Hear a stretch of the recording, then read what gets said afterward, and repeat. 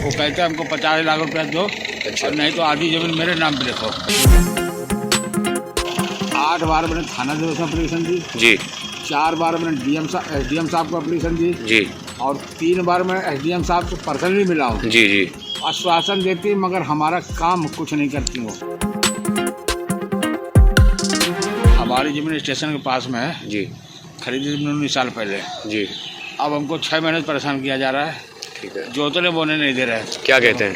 दबंग लोग वो कहते हैं हमको 50 लाख रुपया दो, अच्छा। और नहीं तो आधी जमीन मेरे नाम पे लिखो, अच्छा। तब जोत बो पाओगे। और हमको जब भी हम जोतने बोने जाते हैं तब हमारे साथ मार पिटाई करते हैं, और पुलिस के पास जाते हैं तो हमें रिपोर्ट नहीं लिखी जाती है।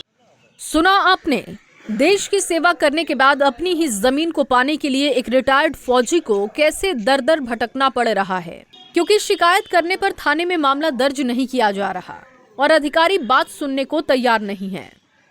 बता दें कि यूपी के जनपद कानपुर देहात के झिंझक रेलवे स्टेशन के पास गांव सांदूपुर में रहने वाले रिटायर्ड फौजी राजभान सिंह ने कुछ साल पहले जमीन खरीदी थी, जिस पर आज दबंगों ने कब्जा कर लिया है। जमीन के सारे मानक और कागज फौजी राजभान के नाम हैं और हर तरह से सारे मानक लीगल हैं। उसके बाद भी दबंग जमीन पर कब्जा कर रखे हैं।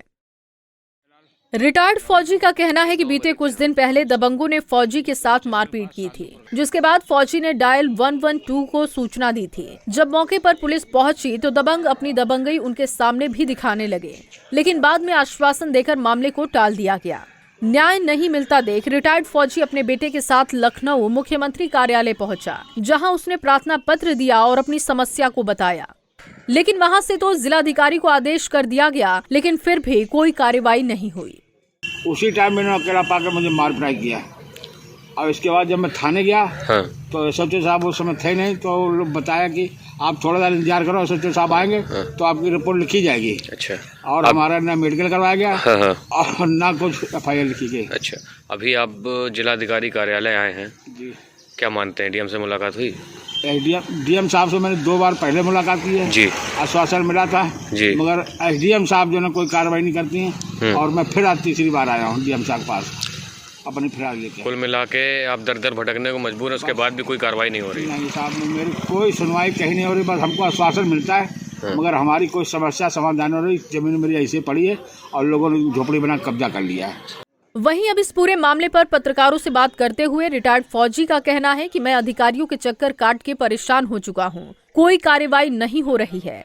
अब ये लास्ट दिन है, अगर अब कोई कार्रवाई नहीं होती है तो मैं आत्महत्या करने पर मजबूर हो जाऊंगा, क्योंकि मैंने अपनी जिंदगी देश की सेवा करने में गुजार दी है और मेरे साथ ही इस तरह की नाइंसाफी हो रही है। मैं देश का पूर्व सैनिक राजभान सिंह जी। मैं देश का एक सैनिक सोल्जर व्यक्ति हूँ, मगर मेरे साथ ये घटना हो रही, मेरी कहीं सुनवाई नहीं हो रही।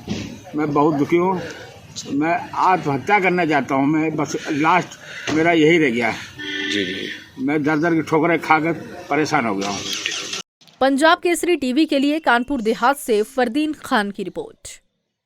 हमसे जुड़े रहने के लिए हमारे YouTube चैनल को सब्सक्राइब करें और नई वीडियो की नोटिफिकेशन के लिए बेल आइकॉन को दबाएं। अगर आप ये वीडियो Facebook पर देख रहे हैं तो लाइक जरूर करें और ज्यादा से ज्यादा शेयर करें। धन्यवाद।